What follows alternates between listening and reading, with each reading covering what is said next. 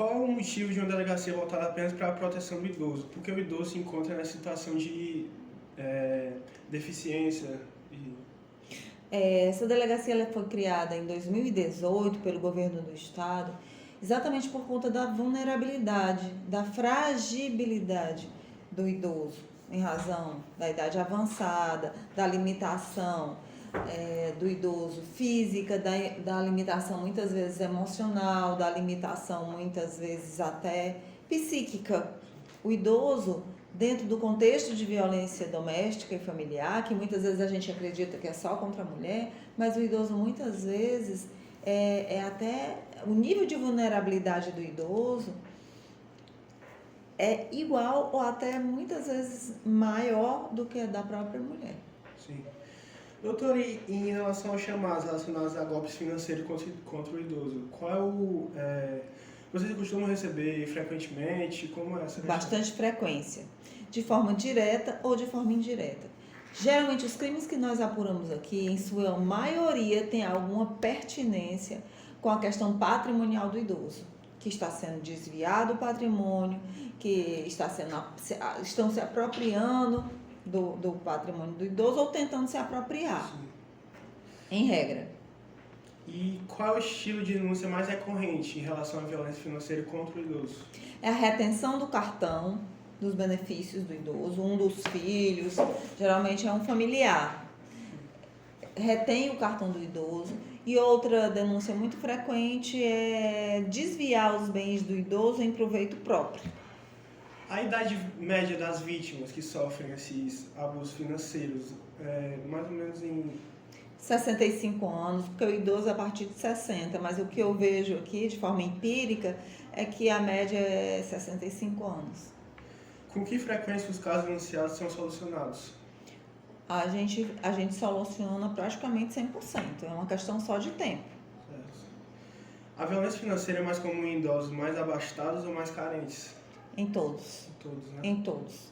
Aqui nós temos idosos com alto padrão financeiro, idosos que têm uma menor condição financeira, idosos com alto nível intelectual, idosos com baixo nível intelectual. Então, o alcance é geral. Sim.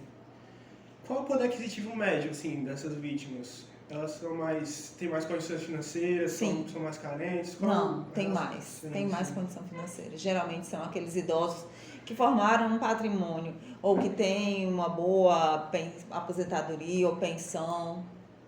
Certo. Mas agora em relação às causas e os causadores dessa violência contra o idoso, é mais comum ela ser causada por membros da família, pessoas conhecidas ou pessoas assim que eles não estão na relação do idoso, assim, no dia a dia? Mais de 90% é do núcleo familiar. Mais de 90% do núcleo familiar. Certo. Agora saindo mais um pouco desses crimes, indo mais para a prevenção, como é que o idoso ele pode se proteger desse crime? Como é que ele pode prevenir? É uma excelente pergunta. Como o idoso pode se prevenir? Uma questão também muito complexa, né? Porque essa agressão, como eu acabei de falar para você, ela vem do próprio núcleo familiar, né? Os filhos muitas vezes querendo se apropriar do patrimônio do idoso. Então, uma forma que ele pode se prevenir ou se proteger é, por exemplo, realizando uma denúncia. Pode ser uma denúncia anônima, uma denúncia no Disque 100, ou pode ligar para o 190 e fazer uma denúncia anônima, dando os dados. Mas realmente essa prevenção, para evitar que tudo isso aconteça, isso depende muito da forma como essa família vem sendo conduzida ao longo dos anos.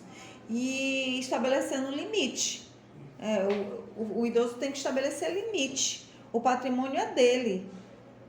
Ele tem que administrar o próprio patrimônio, caso ele esteja lúcido. É ele quem tem que administrar o patrimônio dele. Como é que um idoso ele pode identificar um golpe? Como é que ele pode saber que ele está sendo uma propícia vítima de um golpe? Como é que ele pode evitá-lo?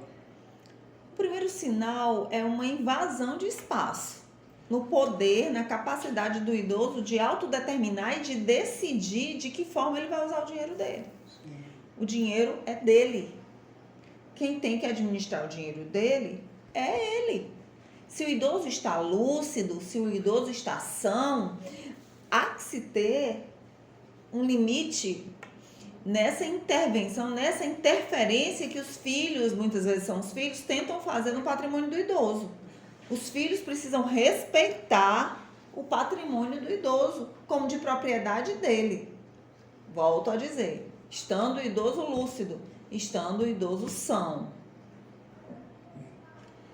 Então é isso, doutora. Muito obrigado pela entrevista. De nada. É isso. Só mais uma pergunta. Como o idoso pode denunciar? Ele pode ligar para o Disque 100, fazer uma denúncia, inclusive, anônima. Pode ligar para o 190.